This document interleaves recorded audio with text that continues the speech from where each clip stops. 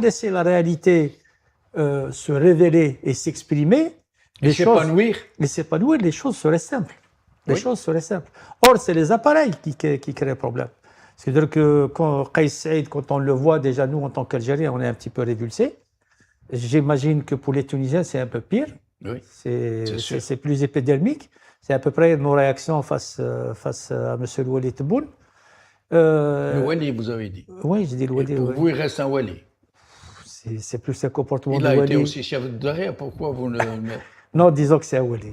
Il a plus un comportement de Wali, même dans le style, le fait de crier sur les gens, le fait de faire la petite phrase, etc. Il n'y a pas de vision, il n'y a pas un moment où une vision transparaissait dans le propos de M. Tebboune, ou une approche, par exemple, quand il parle de la Tunisie. Le sort de la Tunisie nous concerne. Le sort de tous les pays qui ont une frontière avec nous concerne. Oui. Et on ne peut pas s'en laver les mains. On ne peut pas dire « Ah non, les Tunisiens, ils ont choisi, donc c'est réglé. Oui. » Ça ne veut pas dire qu'il faut s'ingérer. Ça veut dire qu'il faut construire des synergies. Ça veut dire qu'il faut partager des projets.